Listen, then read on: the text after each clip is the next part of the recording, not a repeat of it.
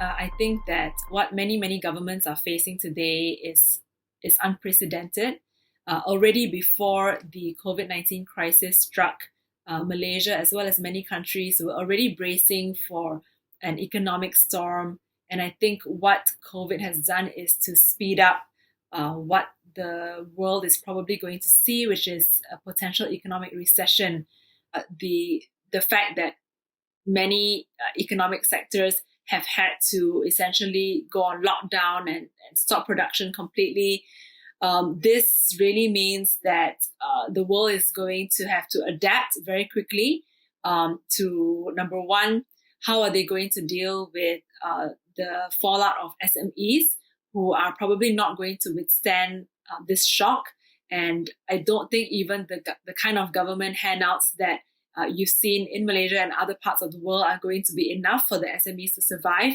And if that takes place, who's actually going to fill in the gap to provide those links to the food supply chain and many of the other supply chains that involve production? I think how governments react are also going to have an implication on how society functions. So many governments have already shown themselves to take on a rather harsh approach, which was necessary. Of course, we understand that, to remove certain civil liberties, to ensure that the police are really taking charge of the situation and stopping people from leaving their homes. And I think by and large, society has responded positively to these requirements. But what happens after the MCO is lifted, what happens after these restrictions are lifted, is that I think you might potentially see a world that regresses in terms of the civil liberties front. And governments are, more than happy to maintain these cultural norms that they would have then by then normalized. And so the implications are quite potentially severe, I would say, in some countries more than others. And so society and, corporations, investors, and civil society would have to be able to react to that new normal.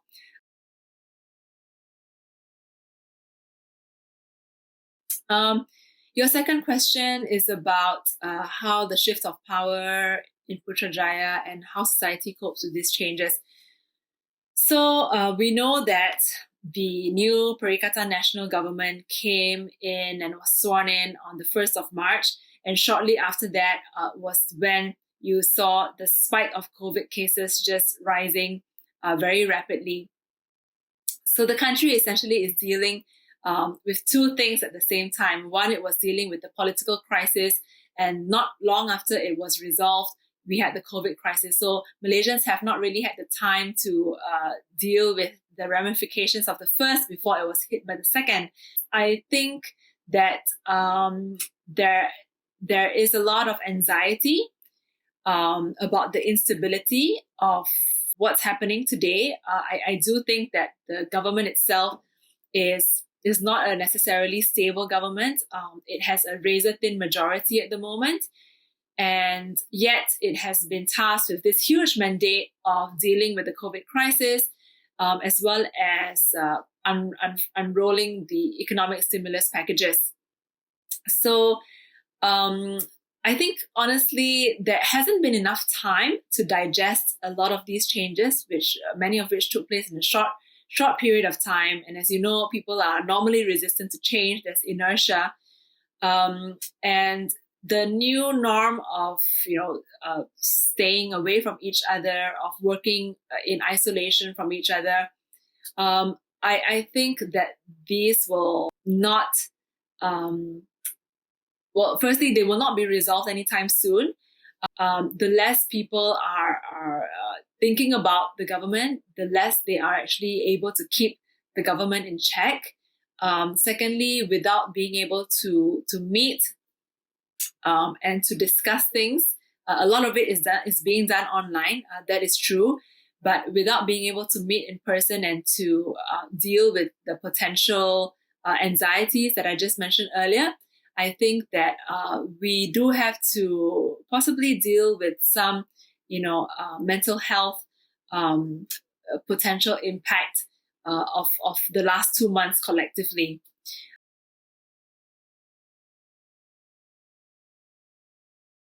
I believe that it has done what it could, given the very difficult fiscal position that the government is being put in.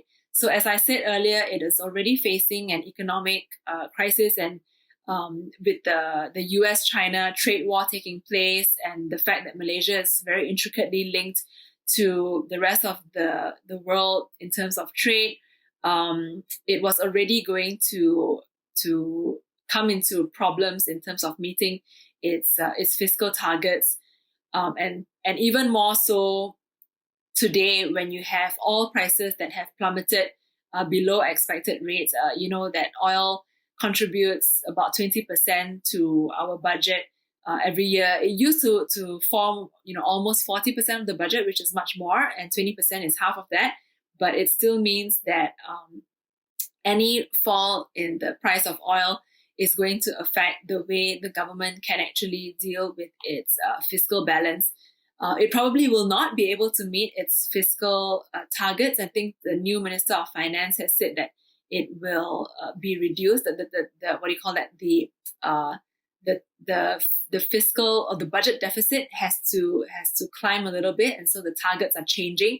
The targets are also changing as more and more of stimulus packages being announced by the government.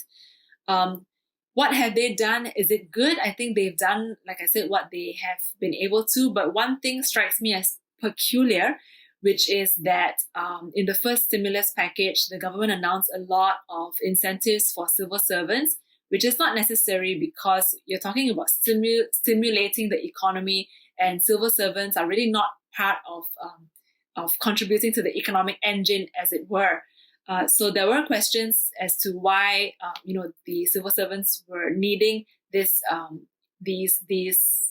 goodies and incentives when they're already receiving a salary. And that's why I think the government had to come up with a second package of 10 billion for the SMEs, because there was a lot of criticism, and thankfully the government responded well to the calls from the SME sector to help the SMEs, because essentially they are the engine of growth in the country.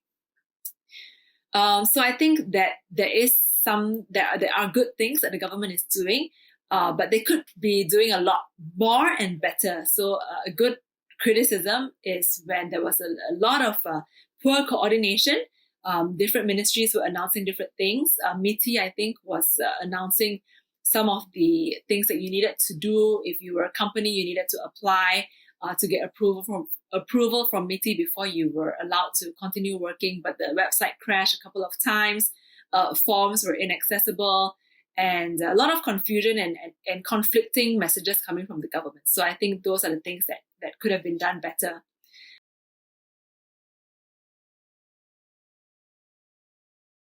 The question of how I've been adapting personally to working from home. Well, I am doing my PhD right now, and so I'm just in the middle of writing up the thesis, and I have been working from home anyway. The major difference, of course, is that I have to work at home with a child, and that is not always very convenient. But I'm just trying to be thankful for the situation that I'm in.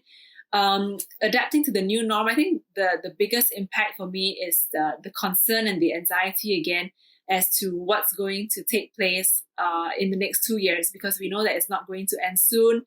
The concern over the economy, the concern about whether government will be able to deal with the economic fallout.